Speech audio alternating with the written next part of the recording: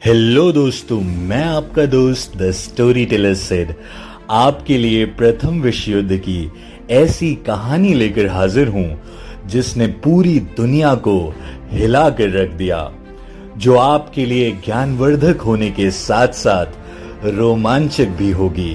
बस आप अंत तक हमारे साथ बने रहें और चैनल पर नए हैं तो सब्सक्राइब जरूर कर लें। तो दोस्तों, 28 जुलाई सन 1914 से 11 नवंबर सन 1918 तक चले प्रथम विश्व युद्ध को महान युद्ध के नाम से भी जाना जाता है।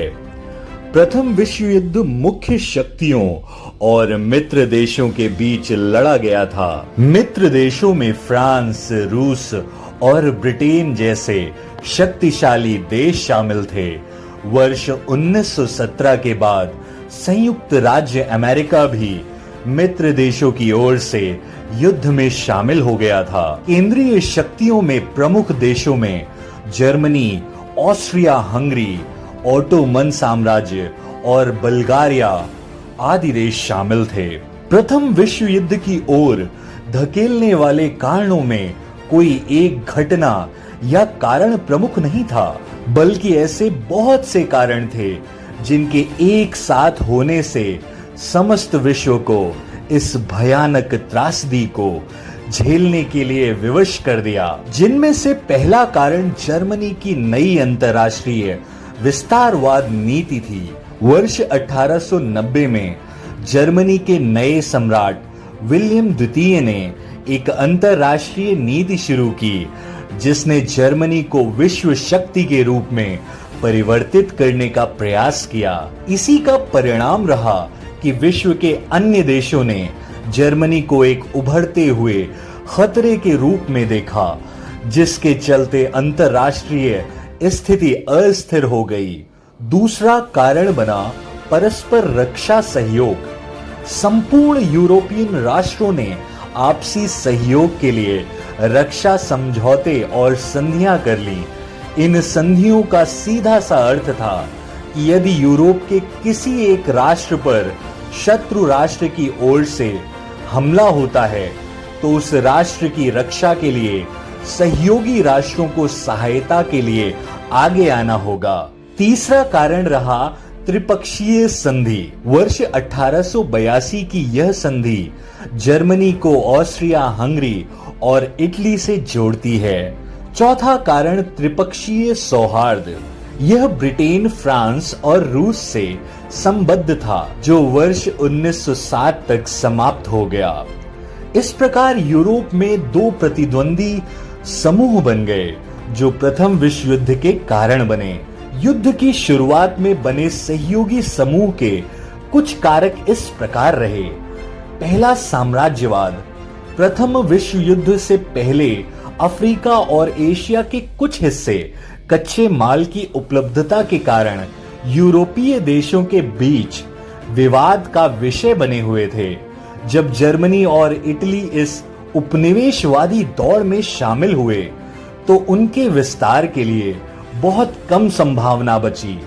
इसका परिणाम यह हुआ कि इन देशों ने उपनिवेशवादी विस्तार की एक नई नीति अपनाई। यह नीति थी दूसरे राष्ट्रों के उपनिवेशों पर बलपूर्वक अधिकार कर अपनी स्थिति को सुदृढ़ किया जाए। बढ़ती प्रतिस्पर्धा और अधिक साम्राज्यों की इच्छा के कारण यूरोपीय देशों के मध्य टकराव में वृद्धि हुई, जिसने समस्त विश्व को प्रथम विश्व युद्ध में धकेलने में मदद की।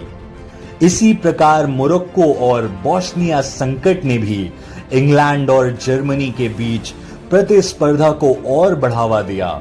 अपने प्रभाव क्षेत्र में वृद्धि करने के उद्देश्य से जर्मनी ने जब बर्लिन बगदाद रेल मार्ग योजना बनाई तो इंग्लैंड के साथ साथ फ्रांस और रूस ने इसका विरोध किया, जिसके चलते इनके बीच कटुता में और अधिक वृद्धि हुई।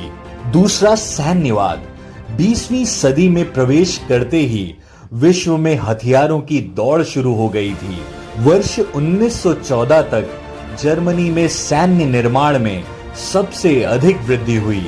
ग्रेट ब्रिटेन और जर्मनी दोनों ने इस समयावधि में अपनी नौसेनाओं में काफी वृद्धि की। सैन्यवाद की दिशा में हुई इस वृद्धि ने युद्ध में शामिल देशों को और आगे बढ़ने में मदद की। वर्ष 1911 में आंग्ल जर्मन नाविक प्रतिस्पर्धा के परिणाम स्वरूप अगादिर का संकट उत्पन्न हो गया। हालांकि इसे सुलझाने का प्रयास किया गया, परंतु यह प्रयास सफल नहीं हो सका। वर्ष 1912 में जर्मनी में एक विशाल जहाज इंपरेटर का निर्माण किया गया, जो उस समय का सबसे बड़ा जहाज था। इससे इंग्लैंड और जर्मनी के मध्य वैमनस्य एवं प्रतिस्पर्धा में वृद्धि हुई। तीसरा, राष्ट्रवाद। जर्मनी और इटली का एकीकरण भी राष्ट्रवाद के आधार पर ही किया गया था। बाल्कन क्षेत्र में राष्ट्रवाद की भावना बहुत अधिक प्रबल थी, क्योंकि उस समय बाल्कन प्रदेश तुर्की साम्राज्य के अंतर्गत आता था। अतः जब तुर्की साम्राज्य कमजोर पड़ने लगा तो इस क्षेत्र में रहने वाले लोगों ने स्वतंत्रता की मांग शुरू कर दी। बोस्निया और हर्जेगोविना में रहने वाले स्लाविक लोग ऑस्ट्रिया हंगरी का हिस्सा नहीं बने रहना चाहते थे, बल्कि वे सर्बिया में शामिल होना चाहते थे और बहुत हद तक उनकी इसी इच्छा के परिणाम स्वरूप प्रथम विश्व युद्ध की शुरुआत हुई। इस तरह राष्ट्रवाद युद्ध का कारण बना।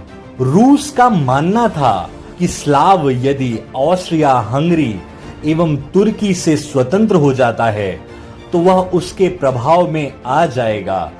यही कारण रहा कि रूस ने अखिल स्लाव अथवा सर्व स्लाववाद आंदोलन को बल दिया। स्पष्ट है कि इससे रूस और ऑस्ट्रिया हंगरी के मध्य संबंधों में करवाहट आई। इसी तरह के और भी बहुत से उदाहरण रहे जिन्होंने राष्ट्रवाद की भावना को उग्र बनाते हुए संबंधों को तनावपूर्ण स्थिति में लाकर खड़ा कर दिया। ऐसा ही एक उदाहरण है सर्व जर्मन आंदोलन। किसी भी प्रभावशाली अंतरराष्ट्रीय संस्था का अभाव प्रथम विश्व युद्ध के पूर्व ऐसी कोई संस्था मौजूद नहीं थी जो साम्राज्यवाद, सैन्यवाद और उग्र राष्ट्रवाद पर नियंत्रण कर विभिन्न राष्ट्रों के बीच संबंधों को सहज बनाने में सहायता कर सके। उस समय विश्व का लगभग प्रत्येक राष्ट्र अपनी मनमानी कर रहा था, जिसके चलते यूरोप की राजनीति में एक प्रकार की अराजक स्थिति बन गई। तत्कालीन कारण आर्क ड्यूक फ्रांस फर्डिनेंड की हत्या जून 1914 में, जब ऑस्ट्रिया हंगरी के सिंहासन के उत्तराधिकारी arc Duke Franz Ferdinand Bosnia में साराजेवा का दौरा कर रहे थे, तब उनकी गोली मारकर हत्या कर दी गई थी। एक सर्बियाई व्यक्ति जिसका यह सोचना था कि ऑस्ट्रिया के बजाय सर्बिया को बोस्निया पर नियंत्रण करना चाहिए, ने आर्क ड्यूक की हत्या कर दी।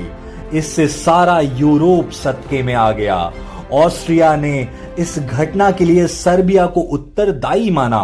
ऑस्ट्रिया ने सर्बिया को चेतावनी दी कि वह 48 घंटे के अंदर इस घटना के संदर्भ में अपनी स्थिति स्पष्ट कर अपराधियों का दमन करे, लेकिन सर्बिया ने ऑस्ट्रेलिया की मांग को ठुकरा दिया।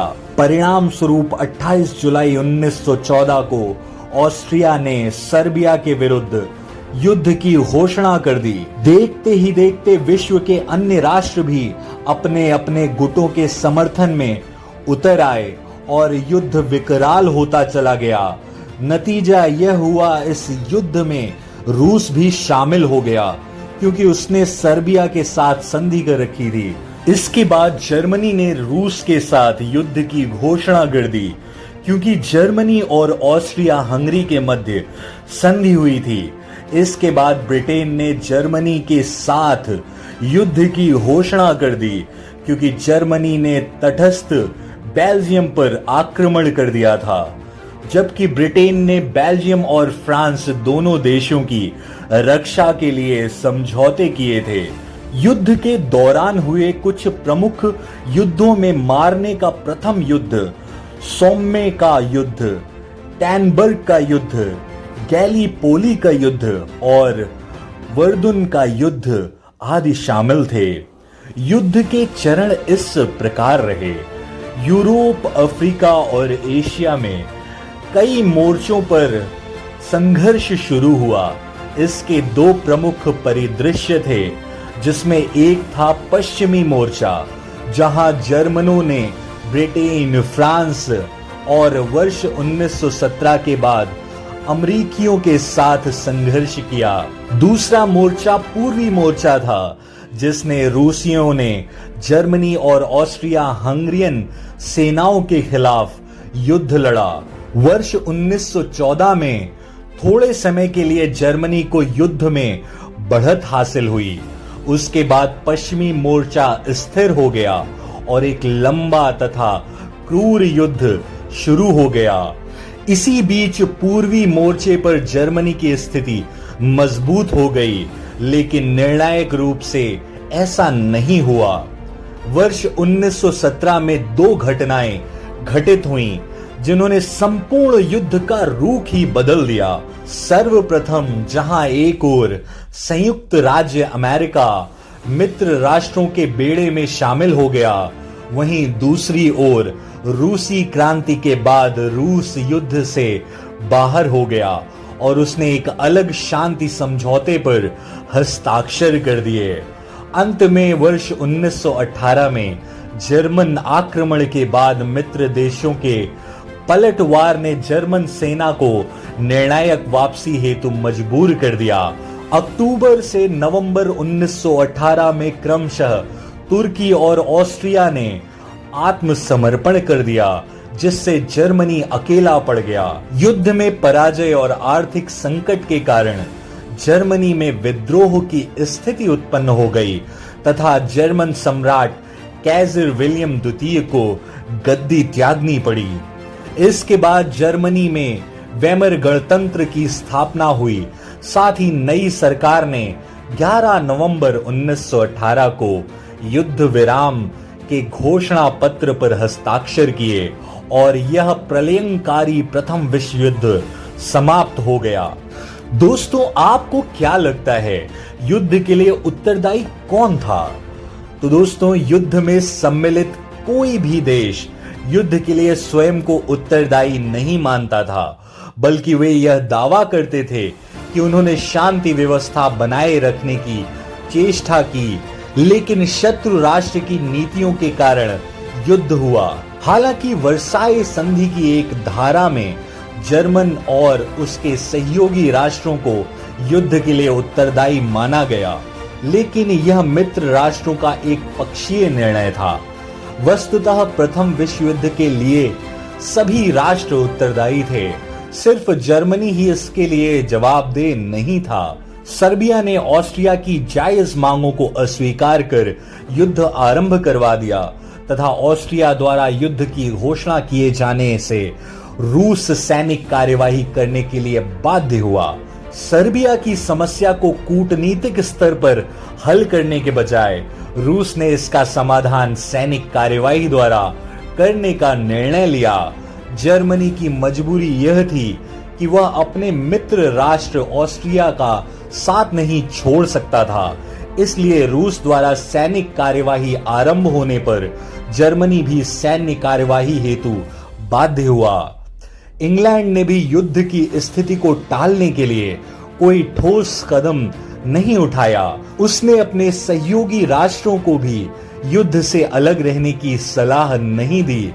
फलतः दोनों गुटों के राष्ट्र युद्ध में सम्मिलित होते गए और एक छोटा युद्ध विश्व युद्ध में परिणत हो गया। इस प्रकार प्रथम विश्व युद्ध के लिए सभी राष्ट्र उत्तरदायी थे। इसके लिए किसी एक राष्ट्र को जिम्मेदार नहीं ठहराया जा सकता। दोस्तों, अब जानते हैं प्रथम विश्व युद्ध के परिणाम क्या हुए। पहला, आर्थिक परिणाम। प्रथम विश्व युद्ध में भाग लेने वाले देशों का बहुत अधिक धन खर्च हुआ। जर्मनी और ग्रेट ब्रिटेन ने अपनी अर्थव्यवस्था से प्राप्त धन का लगभग 60% हिस्सा युद्ध में खर्च किया। देशों को करों को बढ़ाना पड़ा और अपने नागरिकों से धन भी उधार लेना पड़ा। उन्होंने हथियार खरीदने तथा युद्ध के लिए आवश्यक अन्य चीजों हेतु भी अपार धन व्यय किया। इस स्थिति ने युद्ध के बाद मुद्रास्फीति यानी इन्फ्लेशन को जन्म दिया। दूसरा राजनीतिक परिणाम, प्रथम विश्व युद्ध ने 4 राजतंत्रों को समाप्त कर दिया। रूस के सीजर निकोलस द्वितीय, जर्मनी के कैसर विलेम, ऑस्ट्रिया के सम्राट चार्ल्स और ओटोमन साम्राज्य के सुल्तान को पद छोड़ना पड़ा। प्रथम विश्व युद्ध के बाद विश्व मानचित्र में परिवर्तन आया। साम्राज्यों के विघटन के साथ ही पोलैंड, चेकोस्लोवाकिया, यूगोस्लाविया जैसे नए राष्ट्रों का उदय हुआ। ऑस्ट्रिया, जर्मनी, फ्रांस और रूस की सीमाएं बदल गईं। बाल्कन साम्राज्य रूसी साम्राज्य से स्वतंत्र कर दिए गए। एशियाई और अफ्रीकी उपनिवेशों पर मित्र राष्ट्रों का अधिकार होने से वहां भी परिस्थिति बदली। इसी प्रकार जापान को भी अनेक नए क्षेत्र प्राप्त हुए। इराक को ब्रिटिश एवं सीरिया को फ्रांसीसी संरक्षण में रख दिया गया। फिलिस्तीन इंग्लैंड को दे दिया गया। तीसरा सामाजिक परिणाम, विश्व युद्ध ने समाज को पूरी तरह से बदल दिया।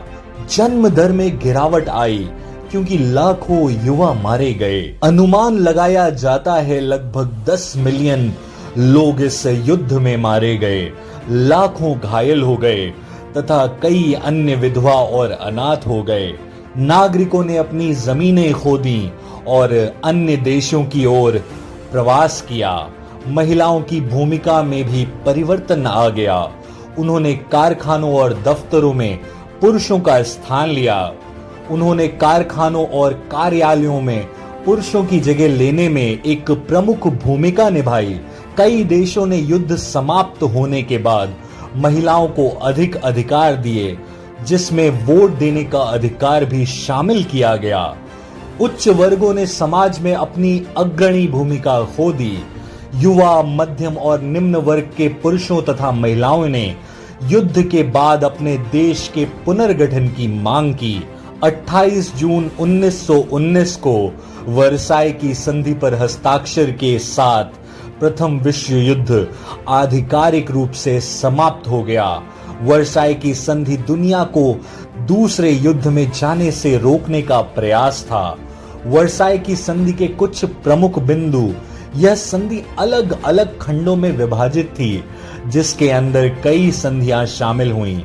पहली संधि प्रादेशिक खंड, फ्रांस ने अल्सास और लॉरेन को वापस पा लिया। यूपेन और मालदिनी बेल्जियम के हाथों में चले गए। पूर्वी क्षेत्रों को पोलैंड ने नष्ट कर दिया था, जिससे पूर्वी प्रूशिया क्षेत्रीय रूस से अलग अलग पड़ गया था। टेंटिग और मेमेल पूर्व बाल्टिक जर्मन शहरों को मुक्त शहर घोषित किया गया था। डेनमार्क ने उत्तरी श्लेस्विग होल्स्टीन पर कब्जा कर लिया। जर्मनी ने अपनी सभी उपनिवेश खो दिए और विजेता देशों ने उन्हें वापस ले लिया। दूसरी संधि सैन्य खंड, जर्मनी नौसेना पर कठोर प्रतिबंध, सेना की संख्या को नाटकीय कमी, केवल 1 लाख सैनिकों की अनुमति तथा टैंक, विमान और भारी तोपखाने रखना निषेध किया गया। तीसरी संधि युद्ध सुधार, इस धारा ने जर्मनी और उसके उन सहयोगियों को कुल हानि और क्षति के लिए जिम्मेदार ठहराया जो कि मित्र राष्ट्रों द्वारा पीड़ित थे। इसके परिणाम स्वरूप उन्हें युद्ध के पूर्व मूल्यांकन के लिए मजबूर किया गया। अन्य संधियों में जैसे न्यूली की संधि, बल्गारिया के साथ हस्ताक्षरित छोटे बाल्कन देशों को बहुत अधिक क्षेत्रीय नुकसान हुआ और बल्गारिया के अनेक क्षेत्र यूनान, युगोस्लाविया और रोमानिया को दे दिए गए। सेवर्स की संधि, तुर्की के साथ हस्ताक्षरित सेवर्स की संधि बेहद कठिन थी और इसने तुर्की के राष्ट्रीय विद्रोह का नेतृत्व किया। इसके अंतर्गत ओटोमन साम्राज्य विघटित कर दिया गया तथा इसके अनेक क्षेत्र यूनान और इटली को दे दिए गए। फ्रांस को सीरिया तथा पैलेस्टीन, इराक और ट्रांस जॉर्डन को ब्रिटेन के अंतर्गत कर दिया गया। हालांकि युद्ध के कारण कई अन्य महत्वपूर्ण सामाजिक और वैचारिक परिवर्तन भी देखे गए। अमेरिका, जिसने अपने क्षेत्र में संघर्ष का अनुभव किए बिना युद्ध जीत लिया था, पहली विश्व शक्ति बन गया। युद्ध में पुरुषों के संलग्न होने के कारण महिलाएं कार्य बल में शामिल हुईं, जो महिलाओं के अधिकारों के लिए एक बड़ा कदम था। युद्ध के दौरान चरम राष्ट्रवाद का अनुभव किया गया, जिसने कम्युनिस्ट क्रांति का डर पैदा किया तथा कुछ देशों के मध्यम वर्ग की आबादी को चरम अधिकारों की मांग की ओर बढ़ने के लिए प्रोत्साहित किया। इसने फांसीवादी आंदोलनों के प्रति आकर्षण भी पैदा किया। राष्ट्र संघ प्रथम विश्व युद्ध के बाद विकसित एक अंतर्राष्ट्रीय राजनयिक समूह बना, जिसका गठन देशों के बीच विवादों को सुलझाने के लिए किया गया। दोस्तों, भारत के लिए प्रथम विश्व युद्ध का क्या महत्व रहा, आइए जानते हैं। क्योंकि इस युद्ध में ब्रिटेन भी शामिल था और उन दिनों भारत पर ब्रिटेन का शासन था, अतः इस कारण हमारे सैनिकों को इस युद्ध में शामिल होना पड़ा। इसके अतिरिक्त उस समय भारतीय राष्ट्रवाद के प्रभुत्व का दौर था। राष्ट्रवादी यह मानते थे कि युद्ध में ब्रिटेन को सहयोग देने के परिणाम स्वरूप अंग्रेजों द्वारा भारतीय निवासियों के प्रति उदारता बढ़ती जाएगी और उन्हें अधिक संवैधानिक अधिकार प्राप्त होंगे। इस युद्ध के बाद वापस लौटे सैनिकों ने जनता का मनोबल बढ़ाया। दरअसल भारत ने लोकतंत्र की प्राप्ति के वादे के तहत इस युद्ध में ब्रिटेन का समर्थन किया था, लेकिन युद्ध के तुरंत बाद अंग्रेजों ने रॉलेट एक्ट पारित कर दिया। इसके परिणाम स्वरूप भारतीयों में ब्रिटिश हुकूमत के प्रति असंतोष का भाव जागा और उनमें राष्ट्रीय चेतना का उदय हुआ, जिसके चलते जल्दी ही असहयोग आंदोलन की शुरुआत हुई। इस युद्ध के बाद यूएसएसआर के गठन के साथ ही भारत में भी साम्यवाद का प्रसार हुआ और परिणामतः स्वतंत्रता संग्राम पर समाजवादी प्रभाव देखने को मिला। प्रथम विश्व युद्ध में शामिल होने के कारण भारतीय सैनिकों ने युद्ध के मैदान में बहादुरी के साथ लड़कर अपने कबीले या जाति को सम्मान दिलाने के कार्य को अपने कर्तव्य के रूप में देखा। एक भारतीय पैदल सैनिक का मासिक वेतन उस समय महज 11 रुपए था, लेकिन युद्ध में भाग लेने से अर्जित अतिरिक्त आय किसान परिवार के लिए एक अच्छा विकल्प था। इसलिए युद्ध में शामिल होने का एक उद्देश्य धन की प्राप्ति को माना जाता था। अक्सर विभिन्न पत्रों में उल्लेख मिलता है कि भारतीय सैनिकों ने सम्राट जॉर्ज पंचम के प्रति व्यक्तिगत कर्तव्य की भावना से प्रेरित होकर इस युद्ध में हिस्सा लिया था। गौरतलब है कि भारतीय राष्ट्रीय आंदोलन और देश का सामाजिक आर्थिक विकास एक दूसरे से अलग नहीं है, बल्कि यह सह संबंधित है। प्रथम विश्व युद्ध ने भारत को वैश्विक घटनाओं और इसके विभिन्न प्रभावों से जोड़ने का कार्य किया। इसके विभिन्न प्रभाव कुछ इस प्रकार रहे। पहला, राजनीतिक प्रभाव। युद्ध की समाप्ति के बाद भारत में पंजाबी सैनिकों की वापसी ने उस प्रांत में औपनिवेशिक शासन के खिलाफ राजनीतिक गतिविधियों को भी उत्तेजित किया, जिसने आगे चलकर व्यापक विरोध प्रदर्शनों का रूप ले लिया। उल्लेखनीय है कि युद्ध के बाद पंजाब में राष्ट्रवाद का बड़े पैमाने पर प्रसार हेतु सैनिकों का एक बड़ा भाग सक्रिय हो गया। जब 1919 का मॉन्टेग्यू चेम्सफोर्ड सुधार गृह शासन की अपेक्षाओं को पूरा करने में असफल रहा, तो भारत में राष्ट्रवाद और सामूहिक नागरिक अवज्ञा का उदय हुआ। युद्ध हेतु सैनिकों की जबरन भर्ती से उत्पन्न आक्रोश ने राष्ट्रवाद को बढ़ावा देने की पृष्ठभूमि तैयार की। दूसरा, सामाजिक प्रभाव। युद्ध के तमाम नकारात्मक प्रभावों के बावजूद 1911 और 1921 के बीच भर्ती हुए सैनिक समुदायों की साक्षरता दर में उल्लेखनीय वृद्धि हुई। युद्ध के मैदान में पुरुषों की उपयोगिता की धारणा का उन दिनों महत्व होने के कारण सैनिकों ने अपनी विदेशी अभियानों हेतु पढ़ना लिखना सीखा। युद्ध में भाग लेने वाले विदेश समुदायों का सम्मान समाज में बढ़ गया। इसके अतिरिक्त गैर लड़ाकों की बड़ी संख्या में भारत से भर्ती की गई, जैसे कि नर्स, डॉक्टर इत्यादि। अतः इस युद्ध के दौरान महिलाओं के कार्य क्षेत्र का भी विस्तार हुआ और उन्हें सामाजिक महत्व की प्राप्ति हुई। हालांकि भारतीय समाज को ऐसी परिस्थितियों में आवश्यक सेवाओं से वंचित कर दिया गया, जहां पहले से ही इस प्रकार की सेवाएं, कौशल, नर्स, डॉक्टर का अभाव था। आर्थिक प्रभाव। ब्रिटेन में भारतीय सामानों की मांग में तेजी से वृद्धि हुई, क्योंकि ब्रिटेन में उत्पादन क्षमता पर युद्ध के कारण बुरा प्रभाव पड़ा।